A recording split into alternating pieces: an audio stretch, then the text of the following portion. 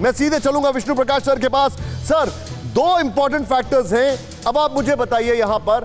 पहला तो जैसा कि प्रोफेसर साहब ने हमें बताया कि जो कोई कंट्री अगर डोमिनेटिंग पोजीशन में होती है तो हर कोई उसके साथ आना चाहते हैं। ऑस्ट्रेलिया, भारत, इंडोनेशिया, दो common factors, one economics and second South China सी।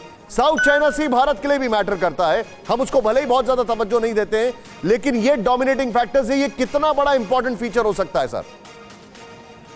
ये काफ़ी महत्वपूर्ण चीज़ें हैं। प्रोफेसर साहब ने बिल्कुल ठीक कहा, जैसे अंग्रेजी में कहते हैं कि nothing succeeds like success. Absolutely. जब दुनिया ये देखती है कि ये मैं नहीं कह रहा हूँ कि सिर्फ उड़ते सूरज को नमस्कार की जाती है और उगते सूरज को नमस्कार की जाती है, पर फिर भी जब ये दुनिया देखती है कि पासा एक तरफ पलट रहा है तो जाहिर है उसकी तरफ सपोर्ट करती है। पर जो एक अहम चीज़ हो रही है वो ये है, ऑस्ट्रेलिया क्वाड का, जो क्वाड है यूएसए, जापान, ऑस्ट्रेलिया और इंडिया, क्वाड का एक बड़ा अहम मेंबर है। दूसरा, इस वक्त ऑस्ट्रेलिया एक ऐसा मुल्क है जिसने कि चीन को वापस आंखें दिखाई हैं।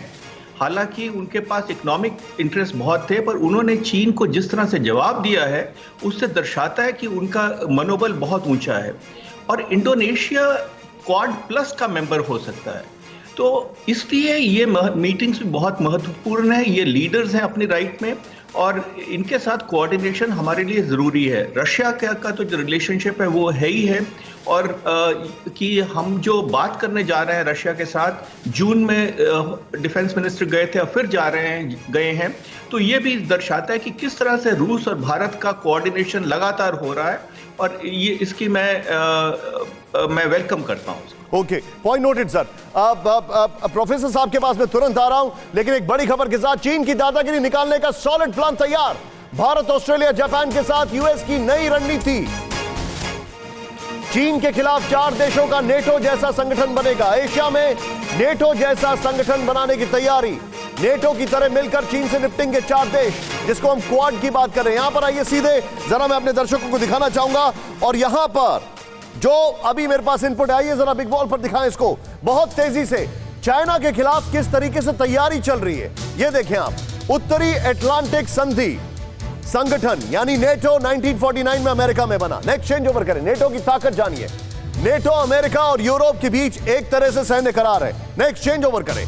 और ऐसा ही कुछ अगर भारत में होगा तो फिर क्या होगा? नेटो सामूहिक रक्षा के सिद्धांत पर काम करता है। मैं ये आपको दिखा रहा हूं, मैं चाहूंगा इस वॉल को और ब्रेकिंग को सीधे लें, और मैं सीधे चलूंगा प्रोफेसर राजन के पास। सर, एक तरफ ये मुलाकात, दूसरी तरफ कोरोना, तीसरी तरफ चाइना का विस्तारवादी सोच। क्या आपको ऐसा लग रहा है कि भारत अब एक लीडरशिप रोल में है पूरी दुनिया को अपने पीछे, अपने साथ लाने में चीन के खिलाफ, क्योंकि सब तितर बितर हो चुके थे?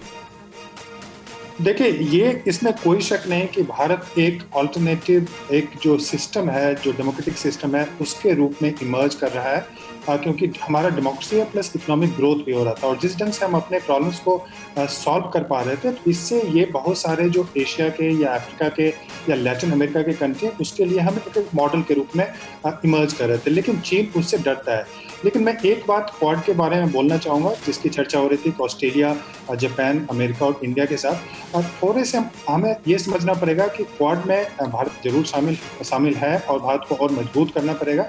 लेकिन हमें यह भी समझना पड़ेगा कि गिव एंड टेक क्या है। क्वाड एक अमेरिका की मैरीटाइम स्ट्रेटजी है, लेकिन हमारा जो कॉन्फ्लिक्ट होता है पाकिस्तान और चीन के साथ लैंड बेस्ड कॉन्फ्लिक्ट है, तो हमें अमेरिका के साथ निगोशिएट करना पड़ेगा कि अमेरिका किस हमारे लैंड कॉन्फ्लिक्ट्स में हमें सपोर्ट करे।